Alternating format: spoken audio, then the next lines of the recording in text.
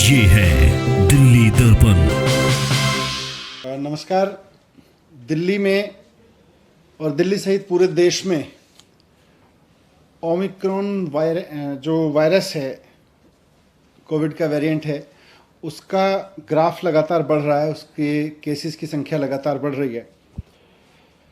पर अच्छी बात यह है कि इंटरनेशनली जो ट्रेंड अभी तक देखने को मिले, उनसे हमने सबने बहुत कुछ सीखा देश में, और उससे ये भी समझ में आया कि ओमिक्रॉन कैसे बिहेव कर रहा है, उसका कैरेक्टर क्या है।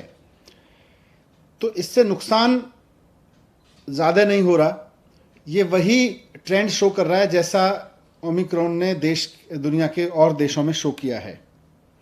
आज टोटल में देखें तो दिल्ली में इस समय करीब करीब पिछले 8-10 दिन में जो केसेस आए हैं, पॉजिटिव केसेस टोटल इस समय दिल्ली में करीब 11,000 हैं। अब उन 11,000 में से हॉस्पिटल में देखें तो करीब 350 केसेस हैं। उनमें से भी ऑक्सीजन पे देखें तो केवल 124 केस हैं। अब वो 350 में एयरपोर्ट से आए हुए लोग भी हैं, उसमें किसी और वजह से हॉस्पिटल में गए हुए लोग भी हैं, लेकिन अगर ऑक्सीजन पे देखें तो 124 लोग हैं कुल मिला के, और वेंटिलेटर पे देखें तो 7 लोग हैं।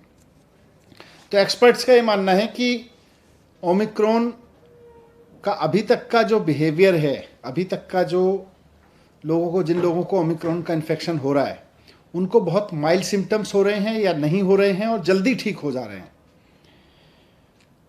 लेकिन फिर भी अगर लोगों को कोविड हो रहा है तो खतरा तो है, इसलिए इससे बच के रहना भी ज़रूरी है। और बच के रहने का सबसे बढ़िया तरीका है कि हम पूरी तरह से सेफ्टी रखें, हमेशा मास्क लगाएं बाहर निकलें तो, और जब भी भीड़ भाड़ में रहें तो मास्क लगा के रहें। होम आइसोलेशन इसका सबसे बढ़िया सॉल्यूशन है कि अगर किसी को कोविड हो जाता है और कोई सिम्टम नहीं है तो सारे एक्सपर्ट्स का ये मानना है कि होम आइसोलेशन ही रहना चाहिए।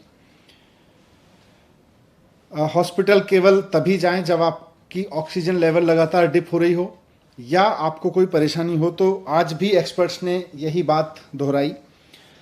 लेकिन बढ़ते हुए केसेस को देखते हुए सरकार भी इस बात को लेकर चिंतित है कि ये बहुत तेज़ी से ना फैले। इसको जितना नियंत्रित किए जा सके, क्योंकि इसकी कोई डायरेक्ट दवाई तो है नहीं, तो इसको जितना हम नियंत्रित कर सकें, इसके बढ़ने की स्पीड को जितना हम नियंत्रित कर सकें, उतना हम इसको ठीक से मैनेज कर सकते हैं। तो इसलिए आज डीडीएमए की बैठक में सरकार ने कुछ फैसले लिए।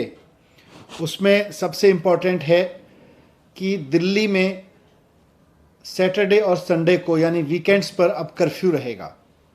तो लोगों से अपील है कि कर्फ्यू के दौरान बाहर ना निकलें। बहुत ज़रूरी होने पर हॉस्पिटल या कोई बहुत एसेंशियल ज़रूरत पर ही बाहर निकलें, लेकिन सैटरडे संडे को कर्फ्यू का पालन करें, घर में रहें, वर्क फ्रॉम होम करें या परिवार के साथ बैठें। दूसरा, केसेस ना बढ़ें, इसलिए ये भी फैसला लिया गया कि जितने भी गवर्नमेंट ऑफिसेज हैं उनमें एसेंशियल सर्विस वाले ऑफिसेज को छोड़कर सबको अभी दफ्तर आने से मना किया जाएगा और केवल ऑनलाइन या वर्क फ्रॉम होम कराया जाएगा। तो government offices work from home mode पे रहेंगे या ऑनलाइन मोड पे रहेंगे। प्राइवेट ऑफिसेज को 50% अलाउ किया जाएगा, वो 50% कैपेसिटी ऑफलाइन रखें और 50% ऑनलाइन या वर्क फ्रॉम होम रखें। एक और समस्या अभी पिछले दिनों में आ रही थी कि जो हमारे बस स्टॉप्स हैं दिल्ली में, लोग क्योंकि किसी न किसी काम से बाहर निकल ही रहे हैं, तो जो बस अड्डे हैं, बस स्टॉप्स हैं, बस स्टैंड हैं छोटे छोटे, और जो मेट्रो के स्टेशंस हैं, वो सुपर स्प्रेडर बनने का खतरा आ रहा था, क्योंकि आधी संख्या कर दी गई थी मेट्रो में कैपेसिटी की, और साथ साथ बसेस में भी कैपेसिटी की वो आधी कर दी गई थी संख्या, और उसकी वजह से मेट्रो स्टेशंस पर बहुत लंबी लंबी लाइनें लग रही थीं, बस स्टॉप्स पर बहुत लंबी लंबी लाइन लग रही थी, वहाँ भीड़ हो रही थी, कई जगह भीड़ अनियंत्रित भी हुई, और ऐसे में कोरोना ओमिक्रॉन जो है वो सुपर स्प्रेड हो सकता है वहाँ से। इसलिए इसको देखते हुए ये भी फैसला लिया गया कि बसें और मेट्रो पूरी कैपेसिटी पे चलेंगी, लेकिन एक भी व्यक्ति को बिना मास्क के अंदर अलाउ नहीं किया जाएगा। तो अगर आप बस में जा रहे हैं या मेट्रो में जा रहे हैं तो बिना मास्क के आपको किसी भी कीमत पर अलाउ नहीं किया जाएगा। ना सिर्फ चढ़ना बल्कि वहाँ यात्रा करना भी अलाउ नहीं होगा। लेकिन बस और मेट्रो अब फुल कैपेसिटी पे चलेंगे, ये भी डिसीजन लिया गया। एक बार फिर से मैं कहूँगा कि घबराएं नहीं, घबराने की ज़रूरत नहीं है। मास्क को एक हथियार बनाएं, साथ साथ बहुत ज़रूरी हो तभी घर से बाहर निकलें, और जब निकलें तो अगर मेट्रो या ट्रेन से बस से जा रहे हैं तो उसमें भी ध्यान रखें कि मास्क लगा के चलेंगे। लेकिन सैटरडे संडे पूरी तरह से कर्फ्यू रहेगा। सर कर्फ्यू रात में और दिन में उसको थोड़ा सा बता दें कैसा? नहीं, रात में तो लगातार चल रहा है, ये दिन में भी रहेगा।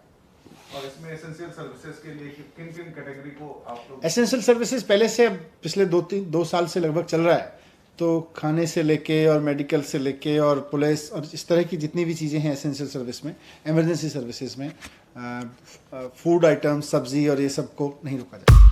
लेटेस्ट खबरों के लिए सब्सक्राइब करें हमारा YouTube चैनल या फिर लॉग ऑन करें www.delhidarpantv.com। खबरों की कवरेज और विज्ञापनों के लिए संपर्क करें इस नंबर पर।